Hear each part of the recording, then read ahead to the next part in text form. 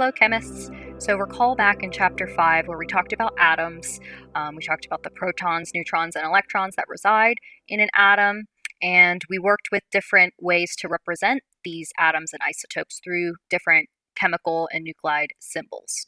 So those types of symbols are really great ways for chemists to communicate what types of matter, what types of elements that we're working with. So on paper, these symbols are really great for communication, but we need a more hands-on way to quantify the amount of matter that we're working with and quantify the amount of sample we're working with so, another scientist can recreate experiments that you do in lab.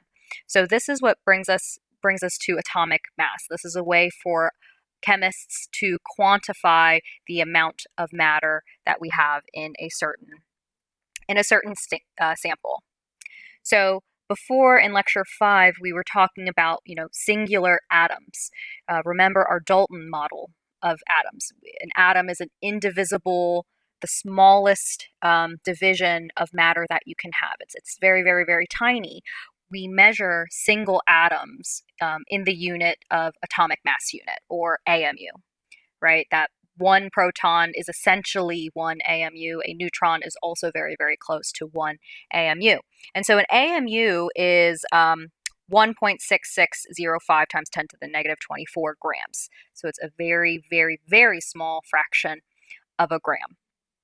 All right. So if we were to weigh singular atoms of different elements from the periodic table, the table actually tells us these weights of those singular atoms in the unit of AMU. This is the atomic weight that's listed on our periodic table. So it's the number. It's not the atomic number, but it's a larger number than the atomic number, and it's usually a decimal. It has like decimal places in it. So for example, one hydrogen atom, if you look at the box where hydrogen is, it's 1.008 AMU. So it's that number that's listed in the box for that element with the unit AMU tacked on it. So if you look at a singular carbon atom, a carbon atom will weigh 12.01 AMU. Or a single titanium atom will weigh 47.88 AMU, and etc. For all the different elements, if you have one atom, that's how much it weighs in AMU. So, I kind of tossed around the term atomic weight. That's the number that's listed on the periodic table underneath the chemical symbol. And so what the atomic weight is, well, of course, it is always found on the periodic table, what these weights are. But you'll see that these weights are different than the mass numbers that we were calculating in lecture 5. Mass number, remember from chapter 5, was just the number of protons plus the number of neutrons. It was always a whole number. But if you look closely at all these atomic weights that we're looking at, they're all, not many of them are whole numbers. A couple of them end in 0.00, but a lot of them are fractions or, have decimal places in them. So they're not whole numbers. And the reason they're not whole numbers is because the atomic weights that you see on the periodic table are actually weighted averages of all of the isotopes that are found in nature.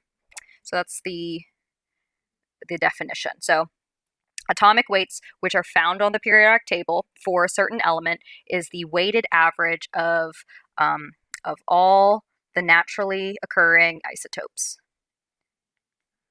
Naturally occurring, it's 2 R's, isotopes of that element.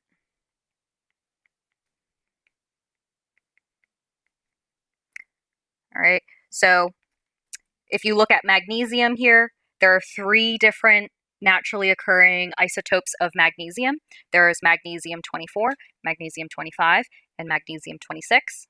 So all of these have different numbers of neutrons. All right, but all of them have the same number of protons. So a weighted average is you just take into account the percentage of each of these isotopes that exists in nature, and then you average that together. And so the weighted average of all of these different atomic weights of magnesium would end up being 24.3050 AMU. All right, so it's a little, essentially, because there's a presence of a 25 mass unit mass number, magnesium of 25 and 26, it bumps up the weight, the weighted average weight of a magnesium atom. So if this is the weight of a magnesium atom, our question is, okay, how can we weigh this in lab? Do we have something that can weigh in the unit of AMU?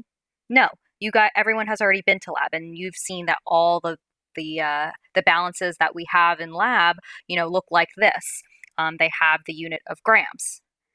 We have the top loading balance that goes out to 2 decimal places, and then we have our analytical balance that goes out to 4 decimal places, but in the unit of grams. So we don't have any measuring tool that can weigh in AMU.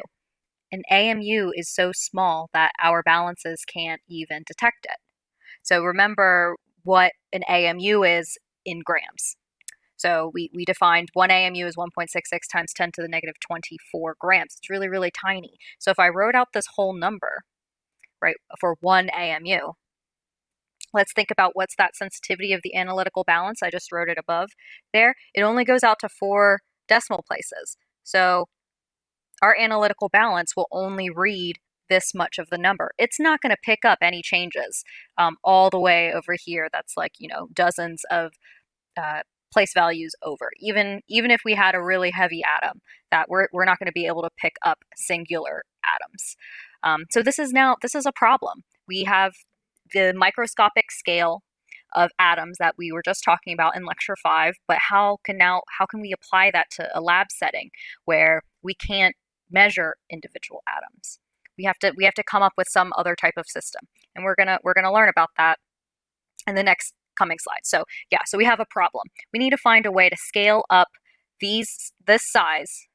All right, we can't measure single atoms. It's impossible with our instrumentation.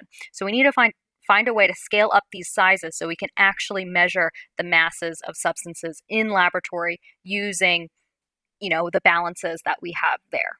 So remember, from the periodic table, we have atomic weights of the different atoms in the unit of AMU. Let's think about maybe there's some other unit we can use instead of atomic weight or atomic mass. It would be best if this new unit that we came up with was in the unit of grams, because we have instruments in lab that can measure in grams, our balances and scales. But the problem is we can't measure, our scales don't have the sensitivity to measure just single atoms, right? Because, it's way off of the sensitivity of our scales. But, we can maybe solve this as if we scale up the amount of atoms that we're investigating at a time. Essentially multiply, this number by a really, really large constant. All right, so instead of talking about single atoms, we're going to talk about a collection of atoms. You've encountered counting numbers, these counting units in other places, like, for example, a dozen. You don't buy single eggs. You buy dozens of eggs at a time, right? So these are just some examples of counting numbers. But in order for us to solve our gram mass problem for atoms, we need a really, really, really large constant number. But, some examples of counting numbers is, a dozen. If I say a dozen of something, your brain already knows you mean 12 of something. So if I'm talking about a dozen eggs, that also equals 12 eggs. Or if I say a pair of something, in your mind, you should know, okay, a pair means 2 of something. So a pair of gloves is also equal to 2 gloves. It's easier to just work to talk about things in pairs instead of single items. Or a ream of paper. You rarely ever buy a single sheet of computer paper. Instead, you buy them in reams or in multiples of 500 sheets. So that's what a ream is. It means 500. So those are just some examples of counting numbers. So maybe we can come up with some type of counting number in chemistry to talk about a collection of atoms instead of just talking about one atom at a time. Thankfully, the chemists have solved this problem with the mole. So just like 1 dozen of something means 12 of that thing, a mole also just means 6.022 times 10 to the 23 of those things. So if I had a mole of eggs, that would mean I have 6.022 times 10 to the 23 eggs. And so this number, 6.022 times 10 to the 23, this is what we call Avogadro's number. So this particular number has a lot of significance, and it helps chemists out a lot when it comes to the periodic table. So it was discovered by Amedeo Avogadro. All right, so he's a good-looking man, as you see. So there's some fun memes. All right, Avogadro's number, like you see here, is very, very important to chemists. And here's another one. This one's funny. So take his number. I would probably take the number of sig figs out a little further here, but whatever. Oh, but then it's not a phone number. Oh, I get it now. See, 6.02 times 10 to the 23, then that's a phone number. That's funny. Okay. All right, anyway, Avogadro's number, or just the mole, it's just a counting number. Like saying a dozen is 12 things, a mole is 6.022 times 10 to the 23 things. So the significance of this number, of this large counting number, is now instead of talking about single atoms, we can scale up the amount of substances we're using and now start talking about moles of atoms. And this is really convenient because it's a direct relationship between the AMU unit and the gram unit. So I'll show you that. So essentially, when we talk about moles of substances, the numbers, the atomic weights on the periodic table essentially become molar weights, molar masses, and those numbers are now in the unit of grams. So it's super convenient for chemists because we can still use the periodic table, but now in grams, which is more useful to us in lab because we measure stuff in grams. So essentially, a mole is a very, very large number. And so we can add it to our examples of counting things, where we have a dozen equals 12 of something, a pair equals 2 of something, a ream equals 500 of something. A mole of something like atoms is equal to, a 1 mole of atoms is equal to 6.022 times 10 to the 23 atoms. So it's just a very, very, very large constant. And like I said before, it's just a counting number. You can have a mole of anything. It doesn't have to be atoms. It's just 1 mole is equal to 6.022 times 10 to the 23 things. If I had a mole of oranges, you would have 6.022 times 10 to the 23 oranges. If you had a mole of gloves, then you would have 6.022 times 10 to the 23 gloves. If you had 1 mole of moles, like, the little rodent thing, then you would have, if you had a mole of moles, then you would have 6.022 times 10 to the 23 moles. So you can have a mole of anything. It is just a counting number. But in this class, we will apply it usually to atoms and different materials based upon the periodic table. So, most conveniently, we can apply it to elements. So if I had a mole of aluminum atoms, that means that I would have also 6.022 times 10 to the 23 aluminum atoms. Or if I had a mole of nitrogen, then that means I have 6.022 times 10 to the 23 nitrogen atoms. The mole or Avogadro's number will be a really useful conversion factor or equality that you can use to convert between moles of substances and number of atoms of substances. So using a mole as an equality, like I just said, that like saying 1 dozen equals 12 things, like this is an equality, I can say 1 mole is equal to 6.022 times 10 to the 23 things. So now I have this equality. You can set up 2 different types of conversion factors when using, if you wanted to use moles or Avogadro's number in dimensional analysis. So here's our equality. We can set up 2 types of conversion factors depending on which one's up top. So, you could have mole on the top and 6.022 times 10 to the 23 things on bottom, or atoms. Let's just say atoms. We're going to talk about atoms mostly. Okay, or you can have 6.022 times 10 to the 23 atoms up top, and then convert and have moles on bottom. So we would probably use this one if we were trying to convert from single atoms to moles of substances, or we'd use the second one if we were trying to convert from moles of a substance to the amount of atoms in that piece of matter. So let me show you how the mole kind of comes to save the day for us when it comes to, we can't weigh AMUs on our balances in lab. We need it to be in grams. All right, so in this example, let's look at a single carbon atom. We can't measure a single carbon atom on our scales in lab. One carbon atom would weigh 12.01 AMU. Remember, this comes from the periodic table. All right, so one carbon atom is equal to 12.01 AMU. I'm going to start with that. So 12.01 AMU, that's what's on the periodic table. That's the mass of one carbon atom. So, I told you in order to solve this AMU sensitivity problem, we need to scale up our quantities.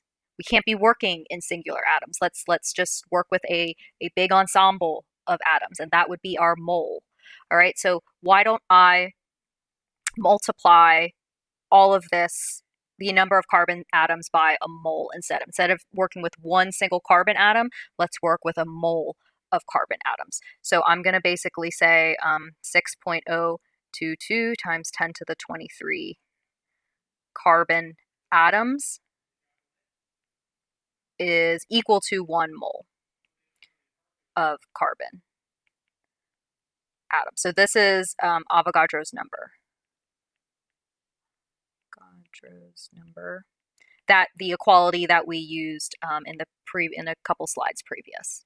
No, in the previous slide. Okay, so let's see what units we have now. So I have carbon atoms. Now I'm in moles of carbon atoms. Okay, so I've scaled up the amount of matter I'm using. That's great. Now the problem is we still are in the unit of AMU. I don't have an AMU meter, all right, in the lab. We have to work in grams because that's what our balances weigh in. So why don't we just then convert our AMU to grams, which we talked about previously. So 1.6605 times 10 to the negative 24 grams equals what? Okay, and so cancel AMU. So now my unit that I am in grams per mole of carbon atoms. So if you stick that into your calculator, you will get 12.01. You'll get the same number that we started with. So and then the unit that goes along with that is grams per mole. So what this means is now that we've scaled up the amount of matter that we're looking at, multiplied it by a mole, instead of looking at one carbon atom, let's look at a mole's worth of carbon atoms. That when you scale it up, that the weight of that amount of carbon atoms in grams is equal to the same value of a carbon atom in AMUs. All right, so a mole's worth of anything on the periodic table is its molar mass or atomic weight in the unit of grams per mole. So for example, titanium, a mole of titanium atoms would weigh 47.88 grams, while a single titanium atom would weigh 47.88 AMUs. So let me just add, this is for carbon atoms. Right? So now we've solved our problem. Now we can measure different elements in grams using our balances in lab. All right, so we essentially said this, that a single carbon atom will weigh 12.01 AMU, but then a mole's worth of carbon will weigh 12.01 grams. All right, and we can measure in grams, so this is great. So now that was with us using our very, very large constant, the mole.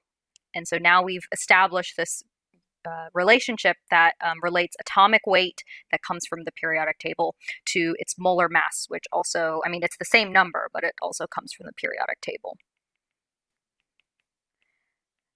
All right, so basically, in summary, molar mass has the unit of, let's do a different color, red, for important. So molar mass has the unit of grams per mole. We're talking about moles worth of substances in the unit of grams. That's the number off the periodic table. Atomic weight, we are talking about single atoms in the unit of AMU. So AMU per atom. And thankfully, that number also comes off the periodic table. It's the same number, but it's with a different unit. So just AMU, but you're talking about one single atom. Basically, from here on out, we will almost exclusively use molar mass in the unit of grams per mole off of the periodic table. But we just needed a way to connect lecture 5 to lecture 6. So now let's actually define molar mass. It's the mass in grams of 1 mole of a substance. The mass of 1 mole of a substance. And so remember what a mole is. It's just, Avogadro's number amount of things. To reiterate the importance of the periodic table, all of the molar masses of the different elements come from the periodic table. And I'll just remind you that molar mass has the unit of grams per mole. So you need to know that in order to use the periodic table correctly. So, if we look at carbon, our example that we used previously, if you have a mole of carbon atoms, or you can say if I have 6.022 times 10 to the 23 atoms in a carbon atoms in a sample, then that sample will weigh 12.01 grams. So that's kind of what you see here. Like they have a sample of carbon on a scale or on a balance, and you see that it weighs 12.01. And so because of if you look at the periodic table, this sample weighs 12.01 grams.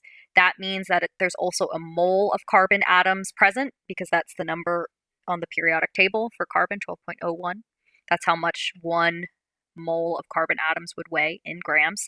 But also because of the definition of Avogadro's number, we could also say that this sample in this balance has 6.022 times 10 to the 23 carbon atoms present.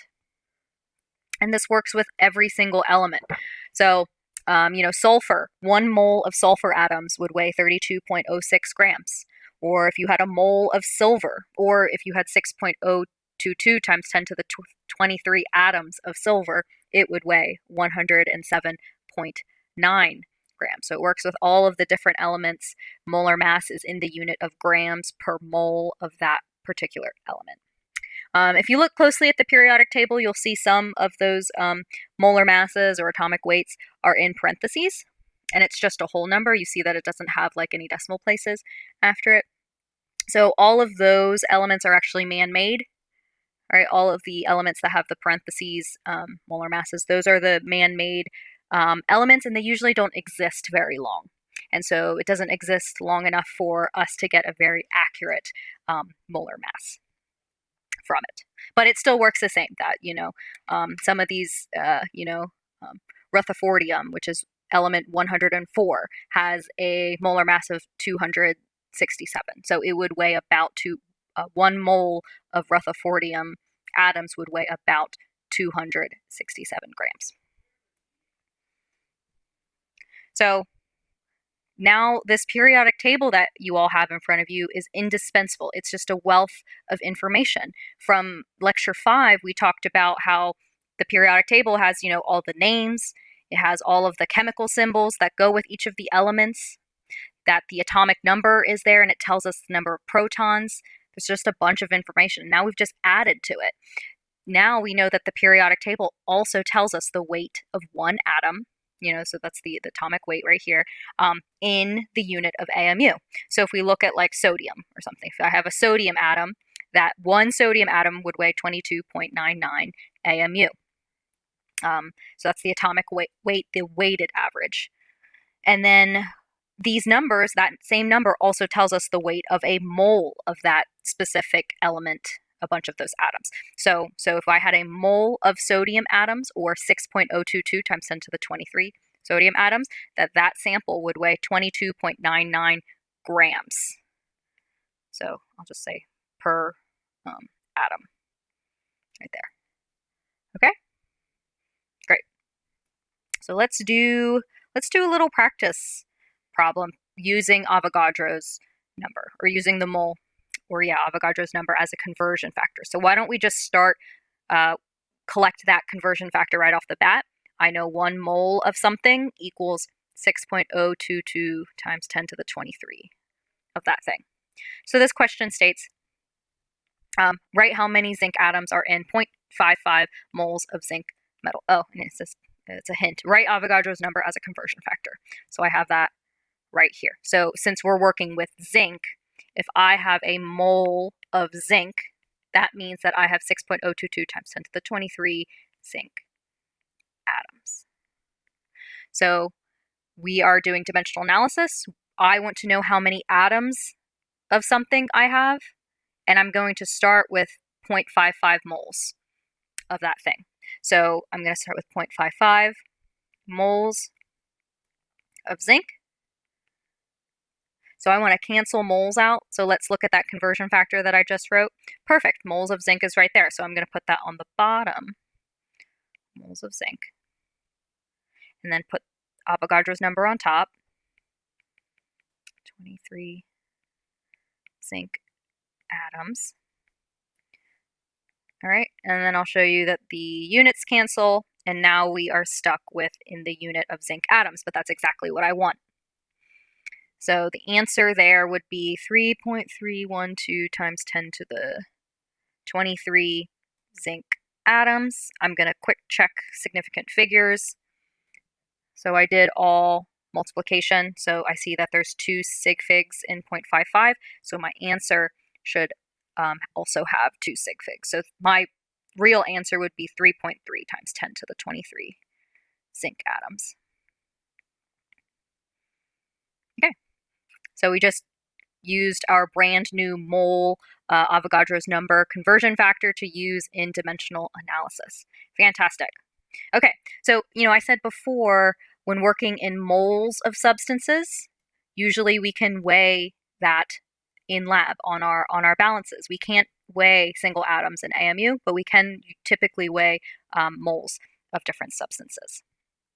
So here's an example of what 1 mole of certain substances look like.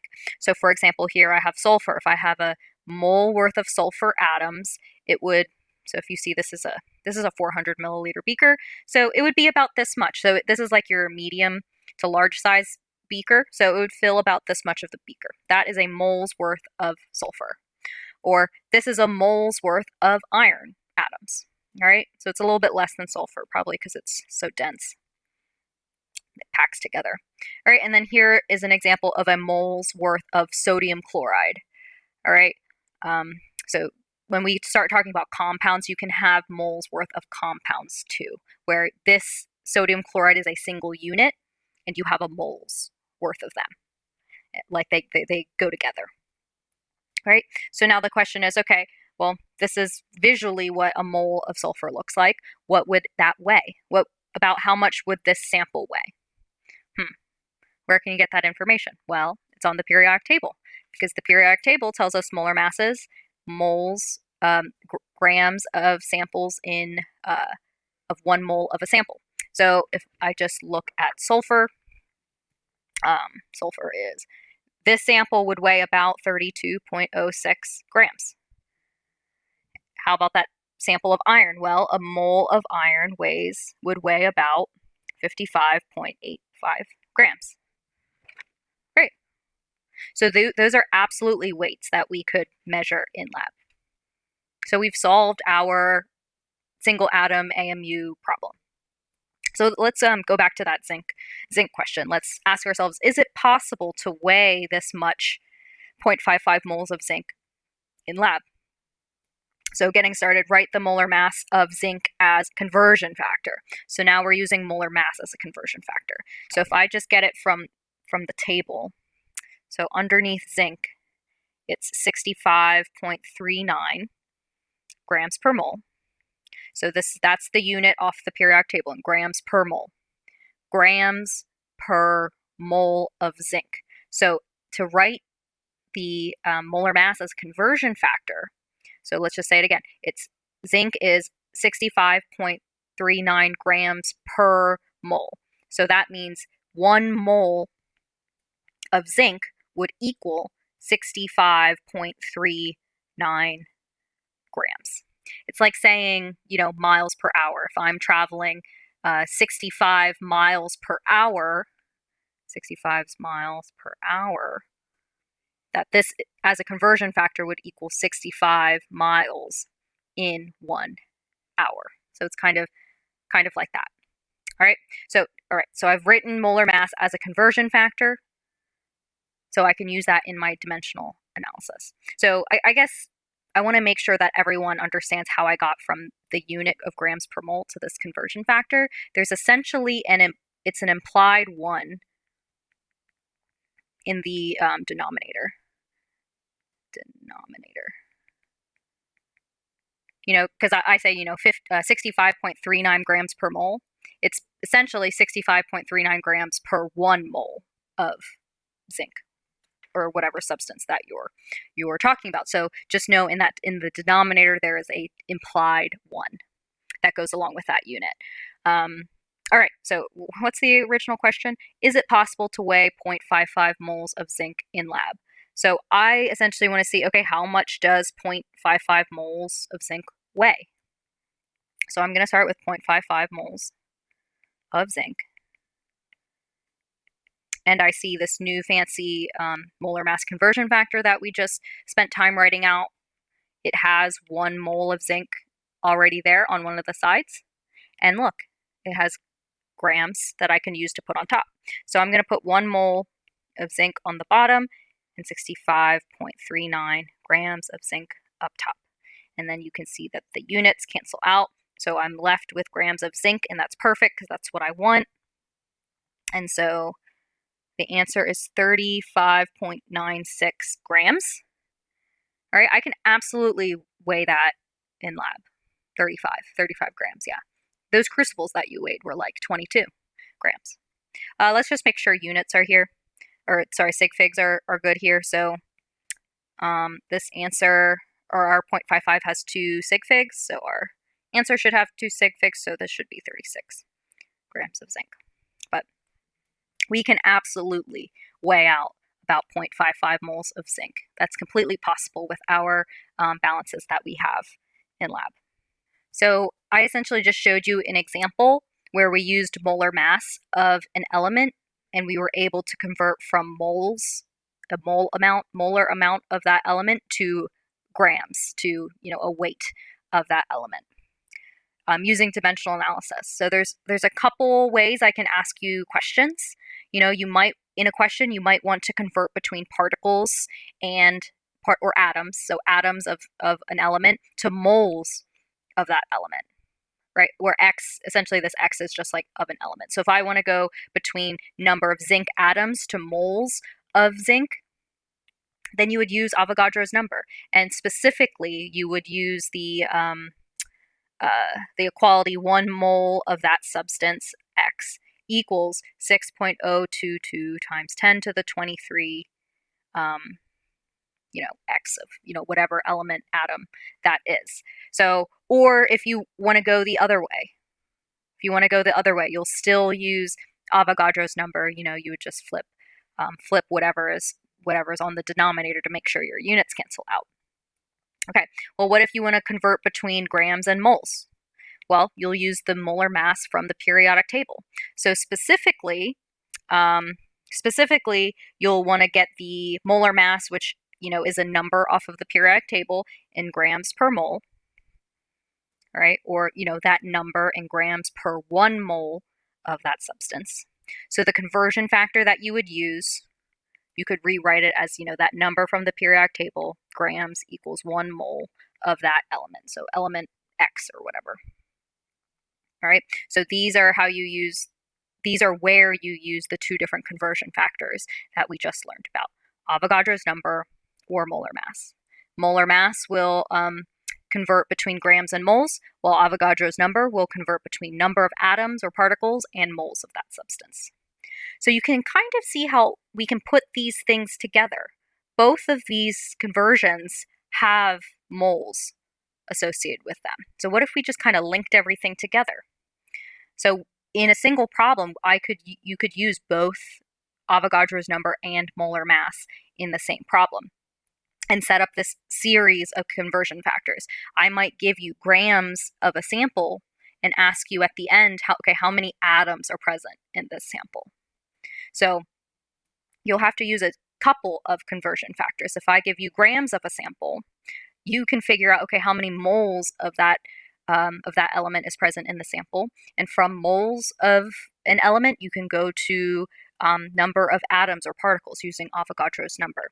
So if you want to go from grams to atoms, you have to do a few steps. First, you need to go between grams and moles, which you'll use molar mass, which has the unit grams per mole. So then if you're in the unit of moles, you can go to atoms using Avogadro's number, right? Which, is 1 mole of something equals 6.022 times 10 to the 23 of that thing. All right. So there's an example where you can use, essentially use all of those conversion factors in one different problem. We can talk about the amount of substances either in moles, in molar amounts, or we can talk about them in single atoms. So it just depends on how the question is asked. So let's make sure that we're getting all this right. All right, let's make sure that all of these different conversion factors are sitting well with us with some learning check problems. So this first question, it says, what is the number of atoms in 2.0 moles of aluminum? So it looks like we want to go from moles to atoms. So I know the only way to get to number of atoms or particles of something is that we need to use Avogadro's number. Avogadro's number. All right, so if I want to set up dimensional analysis for this, so I'm going to start with 2.0 moles of aluminum. And then so to get to atoms, I'll use Avogadro's number. 1 mole is 6.022 10 to the 23 aluminum atoms.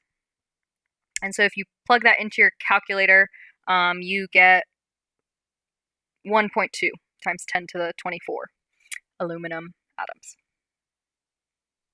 Right. Okay, so the next question. The number of moles of sulfur in 1.8 times 10 to the 24 atoms of sulfur is what?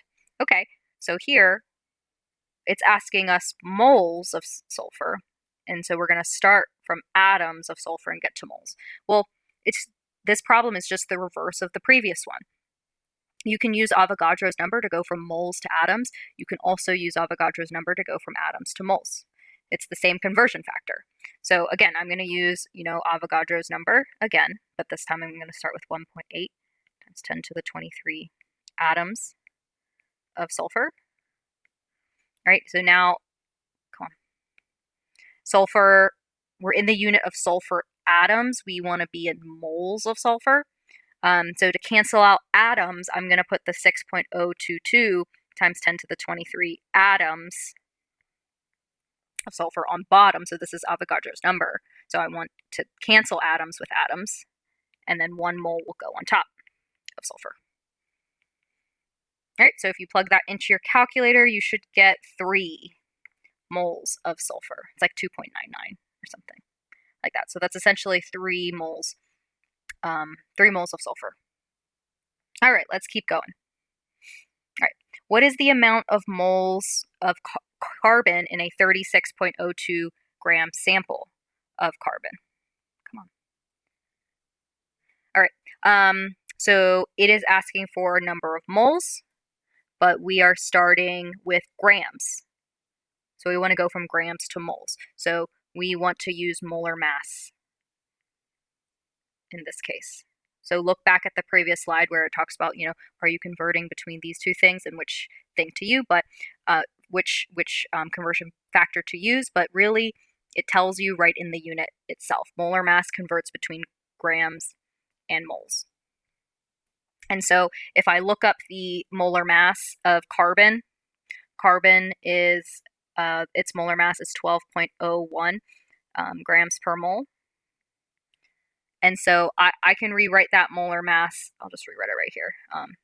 12.01 grams of carbon equals 1 mole of carbon. So that'll probably help us with this question.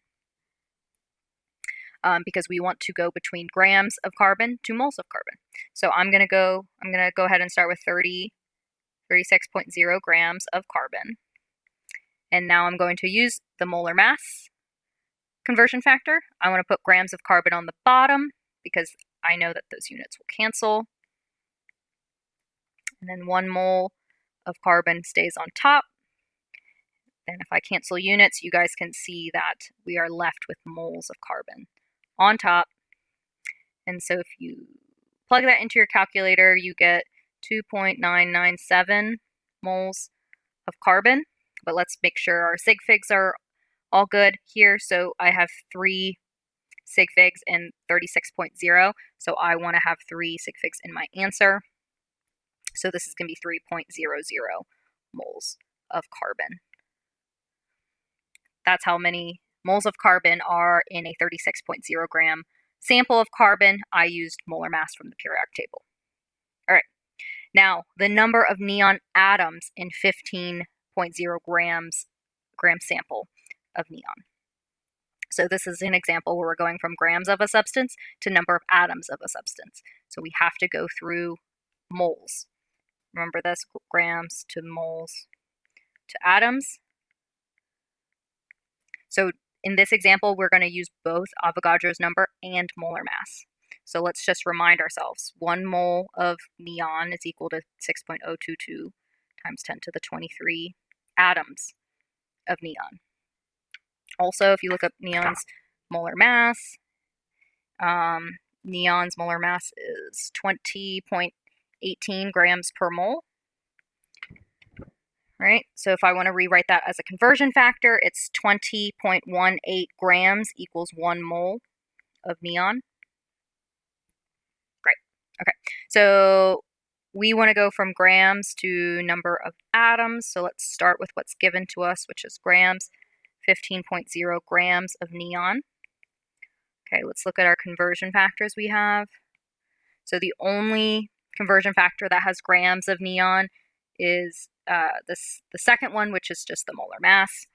So 20.18 grams of neon goes on bottom, 1 mole of neon up top. Now my unit is moles of neon. And so now you can see you can use Avogadro's number to get you home, to get you to number of atoms. 1 mole of neon on the bottom and 6.022 times 10 to the 23 neon atoms. And now you can clearly see that we're left with atoms, the unit of atoms. So if you plug that into your calculator, you should get 4.476 times 10 to the 23 neon atoms. Again, let's check significant figures. 3 sig figs in 15.0. So let's stick with 3 in our answer. So our answer should be 4.48 times 10 to the 23 neon atoms. So this question was a multi-step question. We had to set up 2 different conversion factors, but that's okay. As long as you're canceling units, then you're good. The more often that you use these conversion factors like Avogadro's number and molar mass, you probably won't actually have to write the equalities out, but I highly suggest you guys do that every time you set up a dimensional analysis question. The more practice you can get understanding that these 2 quantities are equal and that you can, either put one on the top or one on the bottom or switch it depending on how you want to cancel out your units. The more practice you get in, the more intuition you start to build. So again, highly recommend writing out all of these conversion factors that you need to use. All right, stick around and I think we'll talk about atomic structure in the next lecture.